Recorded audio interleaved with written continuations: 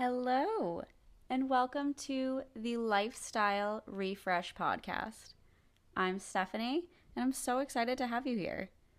This is a space where we explore what it really means to live a balanced, healthy, and fulfilled life through fitness, mindfulness, resilience, and everything in between. I created this podcast to share with you my journey, all the ups and downs, and the lessons I've learned along the way. My hope is that it inspires you to show up for yourself no matter where you're starting from. Each episode will dive into topics that will help you refresh your mindset, habits, and lifestyle so that you can step into the best version of yourself. I'm so glad you're here to join me on this journey. Let's get into it.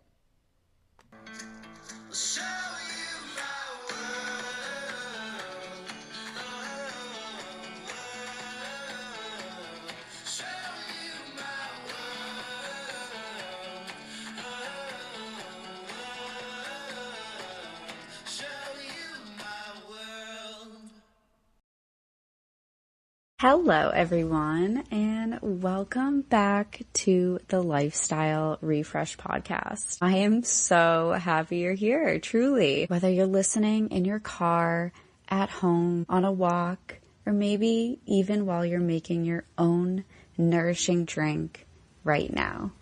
Thank you for being here. I love doing life with you all in this space. And if you've been following along the past couple weeks, we've been on what I'm now calling this unintentional drink series. We have talked about alignment, nourishment, Arbonne. We've talked about feeling your body well, caffeine and the nervous system, and understanding what we're actually putting in our bodies. And today, we're staying right in that world. But instead of talking about ingredients and physiology, we're going to be diving into something so human, emotional, spiritual, and deeply healing. We're going to be talking about how romanticizing those little moments in your life can literally change how you experience your life. Especially when you're living alcohol-free, especially when you've let go of things that once felt like your fun, especially when you're learning how to sit inside your life again, but without numbing it. Because at some point, I realized something big. Life didn't just suddenly get better for me. I just started noticing it differently. I started honoring the moments that I used to rush past, and that really changed everything. So let's talk honesty for a minute. Get my protein drink. For so long, drinks in my life carried meaning. And I'm sure I'm not alone on that. They were tied to celebration, connection, identity, comfort, or like a wind down tool, an escape, even just being fun stuff, or being social, or just feeling okay. And when I chose to step into alcohol-free living, that doesn't just change what's in a glass. It changes how you experience yourself in moments, which is crazy. There's this weird in-between season that nobody prepares you for because you're not who you were before. You're still learning who you are now. And something as small as holding a drink suddenly can feel emotional. I remember feeling like I needed to replace what I lost. Like if everyone else had something fun, I needed something fun too. So in the beginning, like so many of you have also probably experienced, I dove into the world of mocktails, the craft ice, the fancy garnishes, 10 ingredients shaken in a glass, pretty photos, aesthetic Pinterest drinks. I did like a weekly mocktail content for Instagram, and I did it for a few months. And let me say this, those things were helpful for me for a season. They gave me something playful and fun to grab onto. It made me feel included, and it helped me transition. But eventually something shifted because I didn't leave alcohol just to start performing sobriety. I didn't step into Nourishment to create another elaborate expectation for myself. And I didn't walk away from numbing my life just to overwhelm myself with another ritual that required a lot of effort, perfection, or even just a lot of pressure. What I actually wanted was sustainability, ease, comfort, true nourishment. Something that felt real and grounding in daily life, not situational or just performative. And that's where romanticizing the little moments came in. Not glamorizing them, not pretending everything's perfect, but actually slowing down enough to honor them. That's the big difference.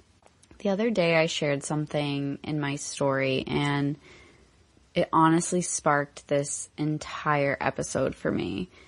I was in my kitchen, kids were doing their thing, life was happening, nothing special or glamorous, and I was making my drink. Tea poured, fizz packet opened, and I literally just stood there watching it fizz up, and I smiled. And I do this almost every time I have my little tizzy. Like, I genuinely smiled and got excited, and that moment just hit me. This is joy for me now. And that's not stupid or silly. This is fun. This is presence. This is mindful, and this is nourishing. And I want to pause here because that matters so much.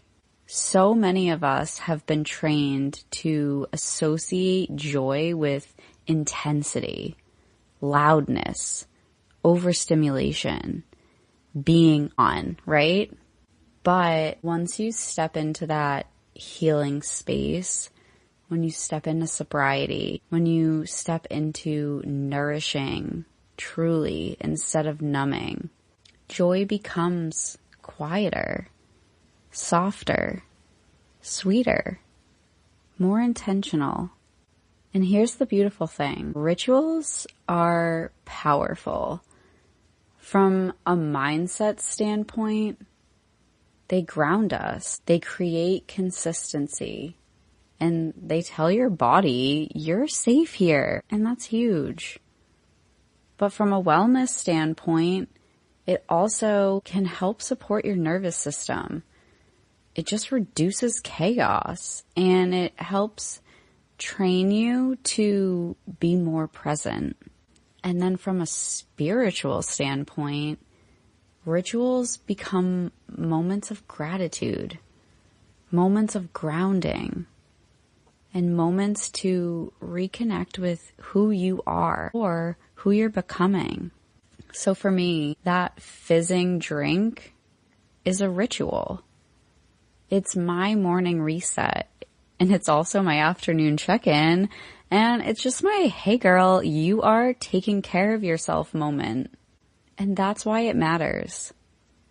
Not because it's a product, not because it's something to hold, or even just that it's a good product, but because it represents intention.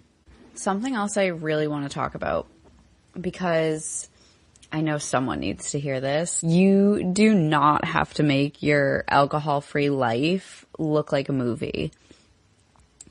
You don't have to craft up the perfect mocktails, although if you want to, you absolutely can, but you don't have to. And you don't have to build an entire aesthetic identity for yourself. And you don't have to perform healing. Sometimes we place way too much pressure on ourselves, and I know I have to remind myself of this too, that we're trying to make it special, or make whatever the situation is special, that we forget the point is that it should simply just feel good. I look back at those early mocktail phases and I'm grateful for them. But I also know I don't need a 10-step drink to feel included anymore. I don't need the theatrics to feel joy. I don't need complicated to feel fulfilled. Simplicity has become sacred for me. A warm drink in my hand, intentional ingredients, something that just supports my body, or even just a quiet, slow breath before I sip. That's enough, more than enough. And I want to free someone listening from the belief that it has to be complicated to be meaningful. Sometimes the most sustainable rituals are the simplest ones. Okay, this is where we're going to get deeper. Alcohol gives false connection, false calm, false confidence, false relief. It numbs. It does not nourish you. When I stepped into an alcohol-free life, I didn't just remove something from my life. I thought I did at first. It was a little struggle, but really, I made room for something so much better. Presence, clarity, true energy. That's a huge difference too. True joy, true emotional regulation, true connection with the people I love, true connection with God, true connection with myself. And these rituals, whether it's the fizz, tea, water, your greens, your lemon water, whatever your thing is, they are symbolic. They say, I'm choosing life. I'm choosing to feel. I'm choosing to care for myself. I'm choosing intention. And that's powerful. So I want to invite you into a little reflection with me. And I want you to sit with some of these questions. You can open up and journal. Feel free to open up a journal if you want and pause and slow down and really sit and think about this, or just run through this. Let these questions fill your thoughts and pass through them as I sit here and chat with you. But where in your life could you begin romanticizing the small moments again?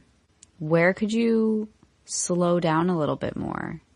Think of different points throughout your day, throughout your routine. Where do you feel is an easy place you can create a ritual? And where is a place in your day where you could choose nourishment instead of numbing? We all have so many moments in the day we could swap out better habits. We all know where our screen time on our phones are all far higher than they should be. That is one of my reset goals this month. But maybe it's your morning drink. Maybe it's your nightly routine. Maybe it's your Bible time. Maybe it's your walks. Maybe it's cooking. Maybe it's journaling, or just sitting and breathing. But I want you to really sit in that and think about it. Ask yourself, what would it look like if I allowed myself to enjoy the simple? What areas in your life can you make simple? And what if you let slow be sacred? What if I let ordinary feel beautiful again? Because Life isn't magical because of grand gestures. It becomes magical when you honor the everyday moments that most people overlook.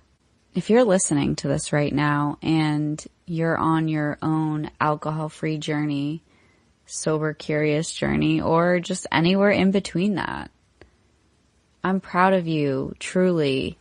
You are allowed to find joy again. You are allowed to create rituals that feel good. And you're allowed to enjoy your life fully and consciously present in it. But thank you for being here. Thank you for letting me share my heart. Thank you for walking this journey with me. And if today's episode resonated with you, I'd love to hear from you. Message me, share your ritual with me, tell me what you're reclaiming lately, or just share this episode with someone who might need it. Until next time, keep living intentionally, keep nourishing your body, keep honoring your journey, and don't forget to romanticize the little moments because they're not little. They're your life.